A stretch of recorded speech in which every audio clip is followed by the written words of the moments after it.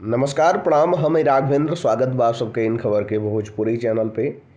UP का मौसम अचानक से बदल गईल बाटे। एक दिन पहिले दिख रहल धूप अब गायब हो गईल बा। आसमान में बादल लगल रहल बा। ठंड हवा से तापमान भी गिर गईल बाटे। मौसम विभाग द्वारा बतावल गईल कि आवे वाला दिन में अब मौसम कैसन रही। ठंडी का तलखी धीरे धीरे बढ़त दिखाई दे रहल बा। सोमवार के पश्चिमी विक्षोभ की सक्रियता का असर लखनऊ पर दिखल। पूरा दिन बादल छायल रहल। धूप का झलक चंद सेकेंड ही नजर आयल रहे। एक कारण से दिन का तापमान भी गिरल। वहीं रात के पारा में मंगलवार से गिरावट के आसार जतावल गईल बा। वहीं कोहरा भी बढ़ी। एक तरफ पारा गिर रहल बा, दूसरी तरफ शहर के हवा का स्तर भी अभी भी खराब बनल बाटे। आपको बता दें सोमवार के दिन का पारा 23 डिग्री रहल, जौन की रविवार के 28 डिग्री रहे। ओकरे अपेक्षा 4 डिग्री कम हो गई। हालांकि न्यूनतम तापमान में विशेष बदलाव नइखे भइल।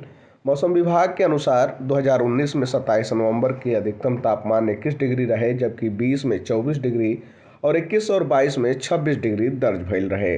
उत्तर प्रदेश में ठंड बढ़ले का संकेत मिल रहल बाटी। पूरा प्रदेश में बादल डेरा डाल के रखले बाटी। सोमवार के बुंदेलखंड में झांसी, हमीरपुर, आगरा, अलीगढ़ की तरफ बारिश भी देखे के मिलल।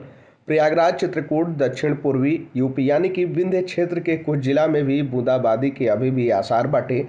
मौसम विभाग के अनुसार पश्चिमी विक्षोभ का सक्रियता के कारण प्रदेश का मौसम बदल गईल बा।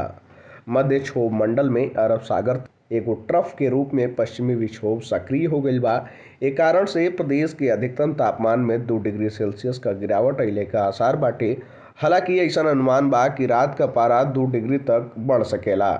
वहीं ये पश्चिमी विक्षोभ के कमजोर होकर आगे बढ़ने के कारण और बादल के छटले के कारण मौसम शुष्क रही और पछुआ हवा चलने का आसार बा। एक कारण रात के पारा में भी 2 से 3 डिग्री तक गिरावट आ सकेला। फिलहाल ये जानकारी में इतना ही। देश दुनिया से जुड़ल तमाम खबर देखे खातिर आप सब जुड़ल इन खबर भोजपुरी के साथ। धन्यवाद।